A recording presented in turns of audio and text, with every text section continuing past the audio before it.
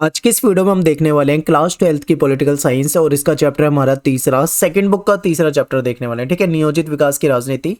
और इसके important MCQ question करेंगे, कथन और कारण वाले क्वेश्चन करने वाले हैं। और मैप की मैं आपके लिए एक अलग से वीडियो बना दूंगा जिसमें मैं सारे इंपॉर्टेंट मैप बना दूंगा। ठीक है, तो चलिए वीडियो को देखते हैं। और देखिए ये वीडियो जो है ये दोनों ही मीडियम, इंग्लिश मीडियम और हिंदी मीडियम, दोनों मीडियम के स्टूडेंट देख सकते हैं। बाइलिंगुअल होने वाली वीडियो और एमसीक्यू क्वेश्चन जो है लेटेस्ट पैटर्न वाले वो कराए जाएंगे। एनसीईआरटी बेस्ड क्वेश्चन ले रखे हैं, यानी एनसीईआरटी से बनाए हुए हैं। तो ये सीबीएसई बोर्ड और जो स्टेट बोर्ड है उन सभी के लिए काम आ जाएगी। असर्शन और रीजन वाले क्वेश्चन यहाँ पे देखने वाले हैं। मेरा नाम है सत्येंद्र प्रताप और मुझे फॉलो कर सकते हैं आप इंस्टाग्राम पे, एकलव्य स्टडी पॉइंट, ये मेरा यूजर नेम है। चलिए शुरू करते हैं वीडियो को। सबसे पहला क्वेश्चन आपके सामने है कि निम्नलिखित में से कौन से राज्य में लौह अयस्क के विशाल भंडार उपस्थित थे। तो चैप्टर अगर आपने पढ़ा होगा तो आपको पता होगा कि इस चैप्टर में बात है, स्टार्टिंग में ही उड़ीसा की बात है। तो उड़ीसा में लौह अयस्क के विशाल भंडार थे। ठीक है, तो अगर आयरन के नजरिए से देखें तो ये जो उड़ीसा राज्य है, स्टेट है, ये काफी मतलब समृद्ध है। चलते हैं अगले क्वेश्चन पे। नेक्स्ट क्वेश्चन है कि जो योजना आयोग है इसको कब समाप्त किया गया। ठीक है, तो ये 2014 में समाप्त किया गया था। क्वेश्चन ये भी पूछा जा सकता है, आगे रखा भी है मैंने, कि योजना आयोग जो था ये कब बनाया गया था। तो ये 1950 में आया था। ठीक है, और 2014 में इसको समाप्त कर दिया गया। अगला क्वेश्चन है कि आज़ादी के समय हिंदुस्तान के सामने विकास के कितने मॉडल थे। तो देखिए विकास के मेन जो मॉडल थे वो दो मॉडल थे। एक तो था पूंजीवादी और दूसरा जो था वो कहीं ना कहीं समाजवादी विचारधारा के लोग इसको पसंद कर रहे थे। ठीक है, पूंजीवादी विचारधारा के लोग इसको पसंद कर रहे थे। तो ऐसे में समस्या आ रही थी कौन से मॉडल को अपनाएं। अगला क्वेश्चन है कि डैश से अमूमन उन लोगों की तरफ संकेत किया जाता है जो गरीब और पिछड़े सामाजिक समूह की तरफदारी करते हैं। तो यहाँ पे वामपंथ आ जाएगा। नेक्स्ट है विकास का अर्थ निम्नलिखित में से क्या है। देखिए विकास का मतलब आर्थिक समृद्धि होता है, बिल्कुल होता है, और इसके साथ साथ आर्थिक सामाजिक न्याय भी होता है। यानी आर्थिक समृद्धि भी होनी चाहिए और आर्थिक सामाजिक न्याय भी होना चाहिए। तो अपना आंसर हो जाएगा ए और बी दोनों, यानी ये ऑप्शन ए और ऑप्शन बी दोनों ही सही है यहाँ पे। ठीक है, तो सी ऑप्शन अपना हो जाएगा करेक्ट। अगला क्वेश्चन है कि जो लोग खुली प्रतिस्पर्धा और बाजार मूलक, यहाँ पे टाइपिंग की मिस्टेक है, बाजार मूलक होएगा। ठीक है, बाजार मूलक अर्थव्यवस्था के जरिए प्रगति की बात करते हैं वो कौन सी विचारधारा के अंतर्गत उसे रखेंगे। तो वो दक्षिणपंथी हो जाएगा। ठीक है, इंपॉर्टेंट है, पूछा जा सकता है पेपर में। नेक्स्ट क्वेश्चन है कि जो दूसरी पंचवर्षीय योजना थी वो कब लाई गई थी। तो ये 1956 में। अब यहाँ पे ये भी इंपॉर्टेंट हो जाता है कि जब दूसरी पूछी हुई है तो हो सकता है ये भी पूछे कि पहली कब लाई गई थी। तो पहले भी आपको याद रखनी है 1951 से 56। ठीक है,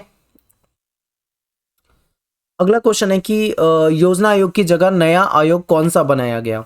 तो योजना आयोग जो था वो समाप्त कर दिया गया था, उसकी जगह नीति आयोग लेके आए थे। ठीक है, तो ये इंपॉर्टेंट है, ये भी याद रखना है आपको। अगला है कि बॉम्बे प्लान का संबंध किस वर्ष से है। तो 1944 में ये बॉम्बे प्लान वाली घटना हुई थी। ठीक है, तो यहाँ पे कुछ उद्योगपति इकट्ठे हुए थे और कुछ प्लानिंग वगैरह से रिलेटेड ये सम्मेलन था, तो इसे बॉम्बे प्लान कहा जाता है। भारत में पंचवर्षीय योजना का विकल्प कहाँ से लिया गया है। ऑप्शन ध्यान से देखिए, अमेरिका से, सोवियत संघ से, अफ्रीका से या यूरोप से। तो ये सोवियत संघ से संबंधित है, इंपॉर्टेंट भी है, याद रखें, आ सकता है पेपर में। नेक्स्ट क्वेश्चन है कि प्रथम पंचवर्षीय योजना जो थी उसमें मुख्य अर्थशास्त्री कौन थे, जो पहली पंचवर्षीय योजना थी। ठीक है, तो देखिए यहाँ पे ऑप्शन में आपके सामने पीसी महालनोबिस, जेसी कुमारप्पा, के एन राज, उपरोक्त सभी। तो के एन राज हो जाएगा, ये फर्स्ट है, याद रखिए फर्स्ट है और इंपॉर्टेंट बहुत ज्यादा है ये। अगला क्वेश्चन ये देखिए, टेलीग्राम ग्रुप आप जरूर ज्वाइन कर लें, क्लास 12 ईएसपी नाम से टेलीग्राम ग्रुप है, 21,000 से ज्यादा स्टूडेंट वहां पे जुड़े हुए हैं। नेक्स्ट क्वेश्चन देखिए, पहली पंचवर्षीय योजना में किसको सर्वाधिक महत्व दिया गया था। ऑप्शन में है उद्योग को, शिक्षा को, कृषि को या रोजगार को। तो कृषि को ज्यादा महत्व दिया गया था। ठीक है, तो सी ऑप्शन हमारा यहाँ पे सही हो जाएगा। अगला प्रश्न है कि दूसरी पंचवर्षीय योजना में किसको ज्यादा महत्व दिया गया था। तो अब कृषि तो कट जाएगा क्योंकि ये तो पहली पंचवर्षीय योजना था। तो दूसरी में किस पे ध्यान दिया गया था ज्यादा, उद्योग पे। अगला क्वेश्चन है कि निम्नलिखित में से कौन भारतीय सांख्यिकीय संस्थान के संस्थापक है। ठीक है, याद रखिए ये इंपॉर्टेंट है बहुत ज्यादा, भारतीय सांख्यिकीय संस्थान। ऑप्शन में है के एन राज, पीसी महालनोबिस, अमर्त्य सेन और ये सुकुमार सेन। तो पीसी महालनोबिस जो है वो इसका आंसर हो जाएगा। ठीक है, पीसी महालनोबिस। ठीक है, नेक्स्ट क्वेश्चन पे चलते हैं। इकोनॉमी ऑफ परमानेंस के जो लेखक है वो कौन है? ये पेपर में आया हुआ है, ये सीबीएसई में रिपीटेड क्वेश्चन है, याद रखो इसे, हो सकता है फिर से रिपीट हो जाए आपके पेपर में, प्रीवियस ईयर में आया हुआ क्वेश्चन है। तो ये जेसी कुमारप्पा हो जाएगा इसका आंसर, ठीक है। इन्होंने लिखी थी इकोनॉमी ऑफ परमानेंस, और ये भी कहीं ना कहीं एक महान अर्थशास्त्रियों में इनका नाम आता था। भारत के कौन से राज्य में 100% साक्षरता है? तो ये केरल में है।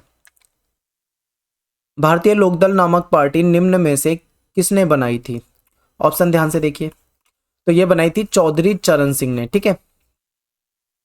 और नेक्स्ट है कि भारत में निम्न में से कौन सी अर्थव्यवस्था के मॉडल को अपनाया गया था? देखिए, मॉडल तो हमारे पास पूंजीवाद भी था, समाजवाद भी था, लेकिन जो अपनाया गया वो था मिश्रित अर्थव्यवस्था, यानी कि कुछ अच्छी चीज़ों को पूंजीवाद से निकालकर और कुछ समाजवाद से निकालकर एक मिश्रित अर्थव्यवस्था बनाई गई, उसको अपनाया गया था, ठीक है। तो डी ऑप्शन हमारा यहाँ पे सही हो जाएगा। नेक्स्ट क्वेश्चन है कि खाद्य संकट 1960 के दशक में सबसे अधिक गंभीर किस राज्य में हुआ था? तो बिहार में सबसे ज़्यादा गंभीर खाद्य संकट देखने को मिला था, ठीक है। बहुत ज़्यादा यहाँ पे गरीबी की स्थिति भी आ चुकी थी। योजना आयोग का गठन कब हुआ था? योजना आयोग 1950 में बनाया गया था, इंपॉर्टेंट है, बहुत ज़्यादा पूछा जा सकता है। नेक्स्ट क्वेश्चन है कि भारत के द्वारा अपनाया गया मिला जुला मॉडल, जिसको हम मिश्रित अर्थव्यवस्था कहते हैं, इसकी आलोचना किसने की? तो देखिए, इसकी दक्षिणपंथी और वामपंथी दोनों ने ही इसकी आलोचना करी थी, तो ऑप्शन बी और सी यहाँ पे दोनों ही हो जाएगा, ठीक है, बी एंड सी बोथ। और अगला क्वेश्चन है कि निम्न में से कौन सी समस्या भारतीय किसानों के सामने थी? मॉनसून की असफलता, ये तो कई बार आती रहती है समस्या, ठीक है।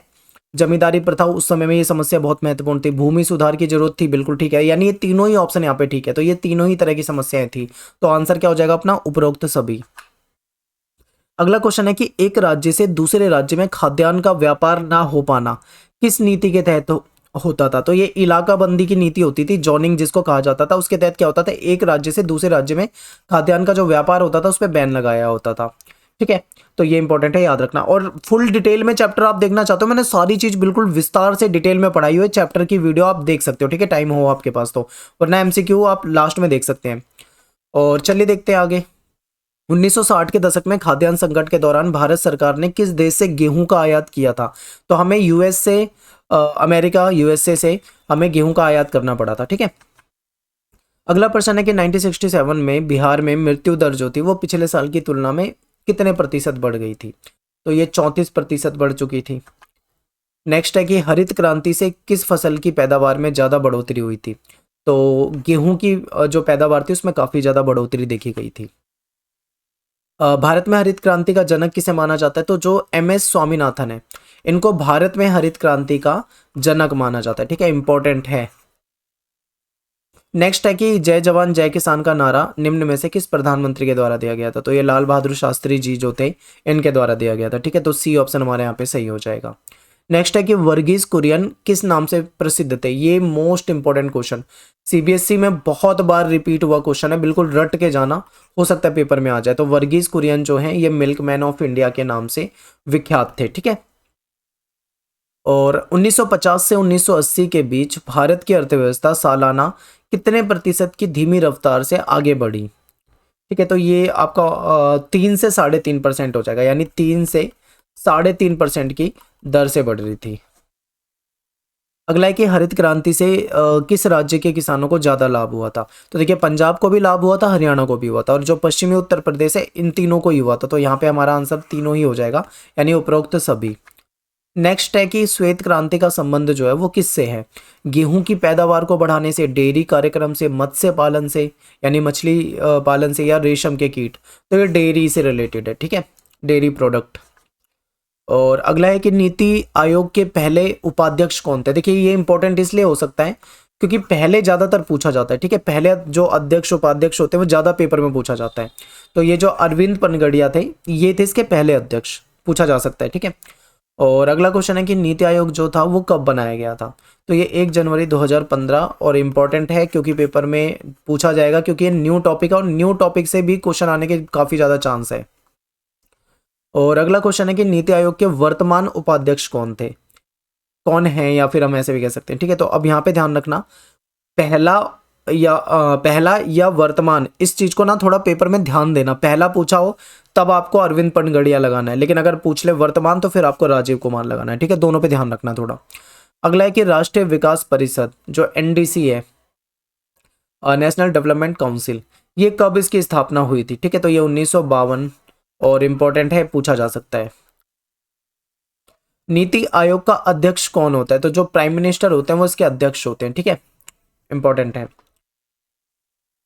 और अब देखते हैं कथन और कारण वाले क्वेश्चन। देखिए एमसीक्यू क्वेश्चन जो मैंने बताया ना, ये पूरे चैप्टर में से हैं, इससे बाहर क्वेश्चन नहीं बनेंगे। ठीक है, तो देखिए ये कथन और कारण वाला क्वेश्चन है कि योजना आयोग को 2014 में समाप्त कर दिया गया। ठीक है, ठीक है, समाप्त कर दिया गया।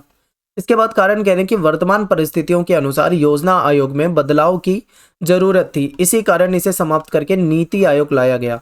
तो ये भी ठीक है। ठीक है, यानी कथन भी ठीक है और कारण भी ठीक है, और ये इसको एक्सप्लेन भी कर रहा है। तो अपना आंसर क्या हो जाएगा यहाँ पे? ए आंसर हो जाएगा। कथन और कारण दोनों सही है, और कारण कथन की सही व्याख्या भी कर रहा है। ठीक है, ए ऑप्शन अपना सही हो जाएगा। नेक्स्ट क्वेश्चन है कि आजादी के समय भारत के सामने विकास के दो मुख्य मॉडल थे।